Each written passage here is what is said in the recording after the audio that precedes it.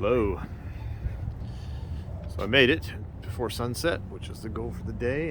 This is probably this would definitely be the most somber of my stops on this journey of mine. And this would be the site of the Oklahoma City bombing nearly 30 years ago. This is something that's not talked about too much anymore. People don't seem to be as concerned with it since 2000. 9/11 happened in 2001, but prior to that, this was a pretty big deal. This was act of domestic terrorism. And it looks like this is still, people around here still seem to care about it because they're still. This stuff. A lot of this stuff is new in 2021, so this is stuff that people have actively hung on this to remember. I think it was something like 115 people were killed by a guy named Timothy McVeigh, who used a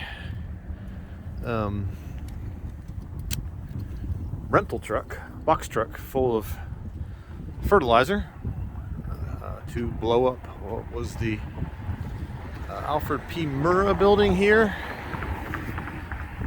There was a daycare there, and something on the order of, I think, 30-ish children, young children were killed.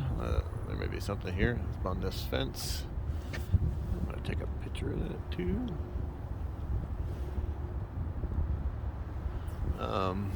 Yeah, Alfred P. Murrah building, 1995. There you go. This, I guess, was the building. I don't know if this is the original building, what was left of the original building. They rebuilt it, and the explosion was so strong it took out like a third of this building. Whatever, the Alfred P. Murrah building. I don't honestly, this is the museum now. I mean, this is nearly 30 years ago. But this is the first time I've ever been here. The last time I was anywhere near Oklahoma City, I was driving. I got out of the Air Force, separated, and I was driving across the United States. I made it from coast to coast that year. I was north of here. I went through Kansas for some reason instead. But on the other hand, it was only like 3 months after this had happened. It was 1995 when this happened. It was April when it happened, and I was driving through here in July of 1995. So it was still. I mean, there was no memorial. They were still cleaning up. I mean, it was still a mess. I mean, I kind of wish, in retrospect, that had come down and at least, seen it. But I had other things on my mind then. I guess, I don't know. So this is a wall to remember the children. I think that was probably the biggest impact of this. I mean, even 9/11 didn't really take out so many children. It's crazy. Let's see if this sign says. Let's see. Children are a significant part of the worldwide 1995. Yeah. This was something. Let's see if this museum's open. I'll stop here and continue later. No, it's closed. I can't go in. I missed it by 10 minutes. Yeah, they close at 5. It's 10 after 5. So, oh well. I hadn't even thought of that. I just wanted to see the site. I haven't been here ever. I've never been to Oklahoma City, which, by the way, is there's a big skyscraper at least. That probably didn't exist 30 years ago. I'm surprised. I think that building is probably taller than anything in Tampa. Oh, here's some gravestones. I don't know what the building is. It doesn't have a marking on it, but I bet it's a bank. That's usually what it is. It's usually a bank. Anyways, church. Big steeple. It is not that cold here. It's only in the mid-40s, but man, does this wind cut right through you. Whew, I was noticing on the highway, like, as soon as I got out of the hills of Arkansas. Oh, here's a reflecting pool. 9:03 and 9:01. Oh, that's the time it happened, I think.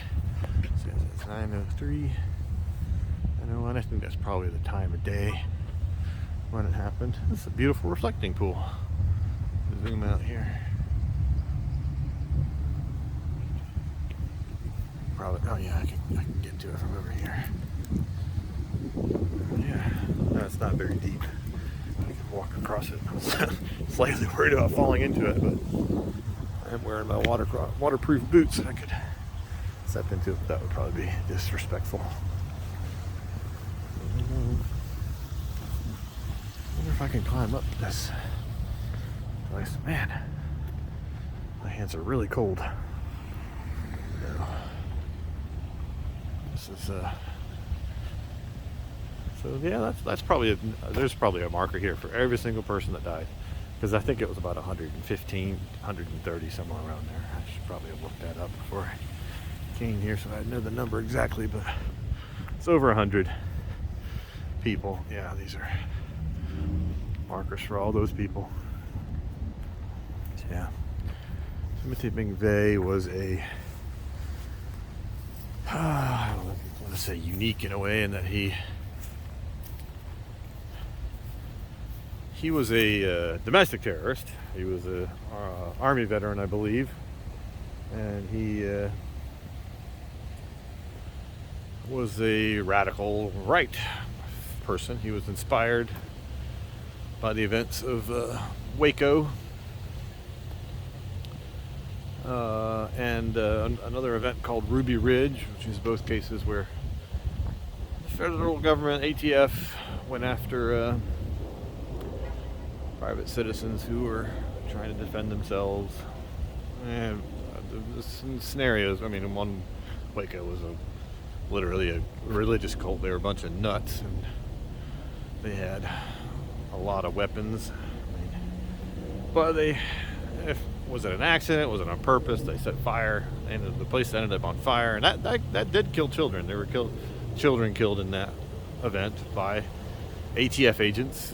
I mean, if you accept it, they set the place on fire, which is, certainly debatable. I don't think anybody will ever know the true answer to that, but yeah. So that happened. That was a pretty big deal. I think it happened in '94, and Timothy McVeigh was there. There's videos of him being interviewed.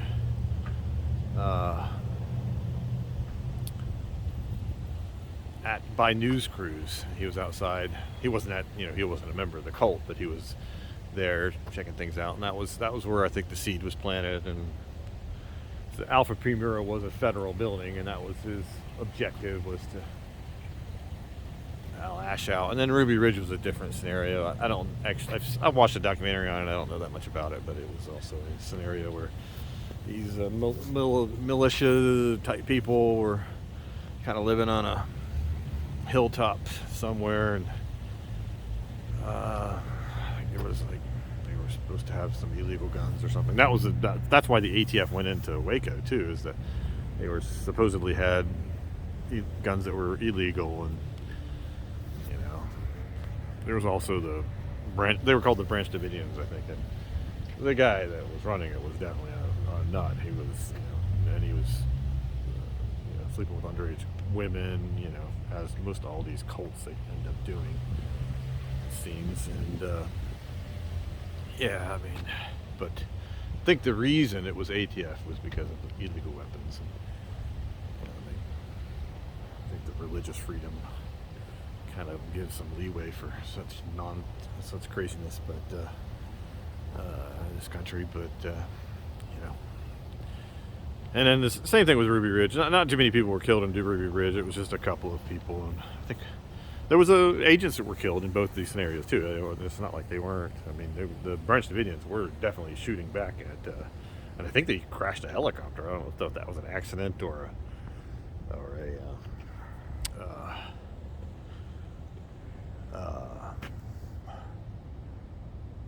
if it was shot down. I think there's some debate about that too.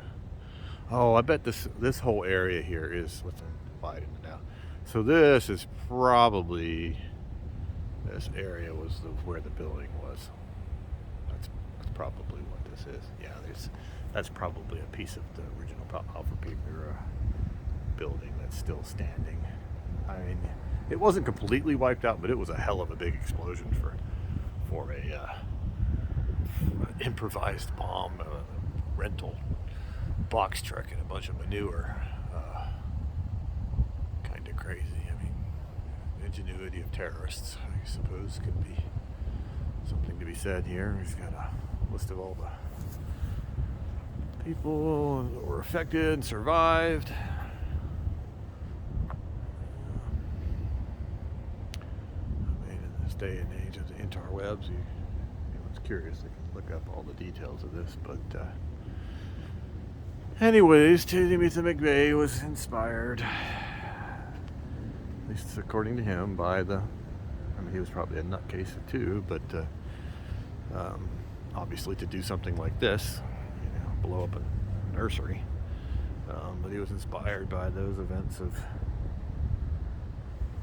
Waco and Ruby Ridge, which are all very questionable type events, but in multiple ways, multiple perspectives. But yeah, nothing justifies what he did here, and he was executed for it about 5 years later. I mean, that didn't probably give anybody any solace. Oh man, he killed over 100. So yeah, but I guess justice was done.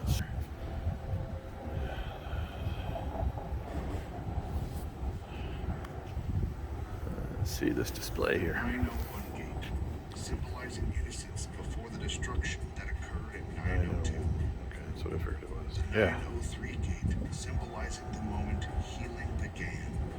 The gates record allow the city to transition into the memorial space.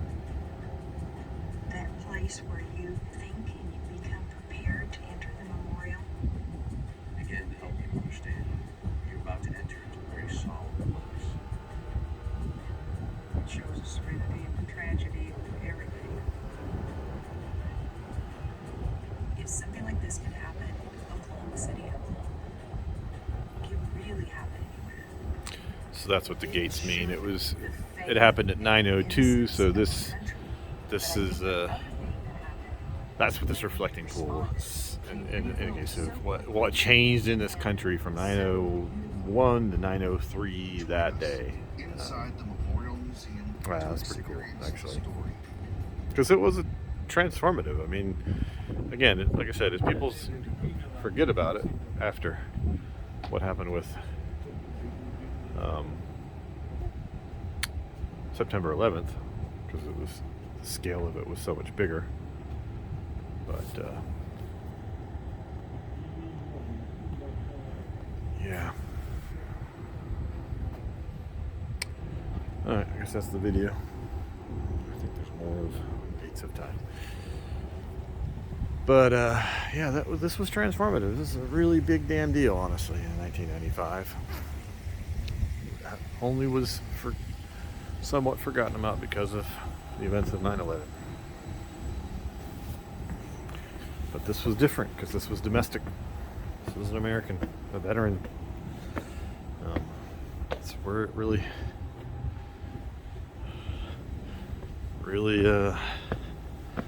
made it so much more impactful, I guess, is that it wasn't foreign terrorists. This was it's pretty cool. This was a domestic terrorist. This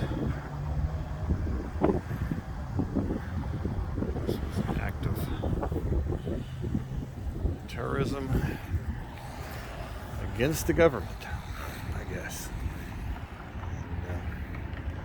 And, yeah, it was a real big deal. Anyways, I guess that's my reflection as I stand by the reflection pool of an event almost 30 years ago. That was a really big deal for about 6 years, 5 years, 6 years. And it's largely forgotten. I talked to some people, millennials, people just 15, 20 years younger than me that barely remember this. But